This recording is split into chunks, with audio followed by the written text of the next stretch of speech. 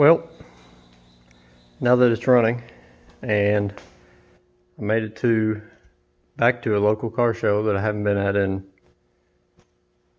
probably close to 3 years. I'm not sure. I've just been kind of chilling out, thinking on it this week, but I'm behind on videos, haven't done much lately with videos because I've been hitting the car so hard, but I would like to attempt to do a few more updates than once every 6 months. So, as some of you know, one of the biggest struggles as far as once I got it actually started the motor the first time is this whole VR sensor on the intake camshaft for the cam sync, and it's been a struggle, but I've learned a whole lot that will be valuable indefinitely in the future. But basically, there's just so much noise, and yes, I've changed shielding, I've changed grounding, I ran the wire all by itself, the totally opposite side of the car from the rest of the wiring harness. I've tried a lot of things. There's noise there, even with nothing wired into the ECU, and specifically when cranking, the VR signal is so weak that it can't distinguish between it and the noise. So that's a really long story short.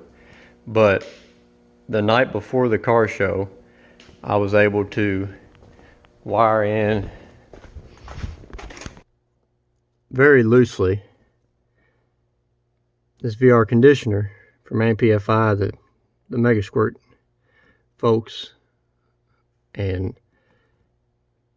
it did the trick. It synced up.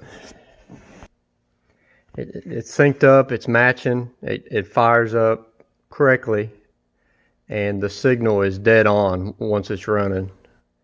The RPM matches the crank RPM. So that battle, I hope, is coming to an end. And in the mail today, I received something that I actually didn't find on my own. Nathaniel from Fuel Tech has been helping me and suggested this. It's an actual adjustable. Let's just open it up, look at it. An adjustable Hall effect cam sensor. Pretty slick design. Like I said, I was unaware of this. This is what I needed from the beginning in this situation, I guess, and this should clean it up. No more 2-wire VR sensor issues on the cam sync, but it's actually they designed it for the mod motors, 4654 and of the sort. But as I found when I actually got just a replacement stock sensor just to make sure that wasn't the issue, as far as that goes, that's about the same between the Barra and all these mod motors, and it's actually not the only thing. You know, alternator, very close. It'll bolt up with a little space. I figured out how to put a filter in line with the turbo, and I don't want to cut a hole in my fancy panels so much that I'm going to attempt to put out a headlight where I can swap it when I go to the track. Otherwise, just kind of suck air out of this area. But it may look like there's all kinds of space there, but this inline filter deal is like 10 inches long that I'm getting, so eventually. And there's still not a hole in the hood. Well, here's this puzzle.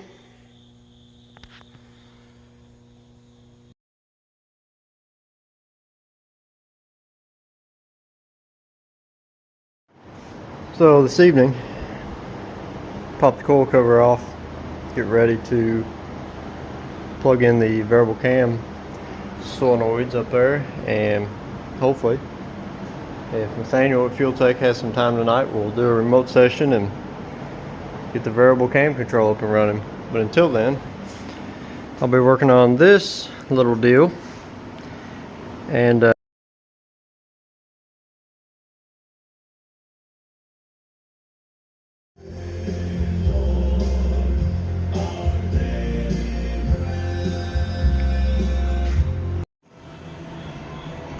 I've got it all welded up.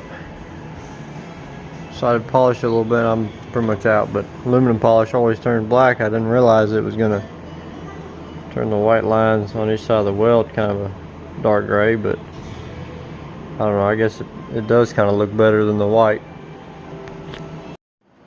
Well, there it is. Properly filtered, I hope at least. I put some rubber bushings here. I'm just not sure how that's going to work out. I guess we'll wait and see. Engine's going to move a little bit, but we'll just have to see. Eventually what I'll do is have a headlight I can swap out, you know, lens cut out, and make something to feed it on in there, and like everything else add to the list. But I'd like to do, once it's tuned in and on a dyno, whenever that day may be, just compare with this, without it, with a filter, without a filter, just like everything else. Interesting.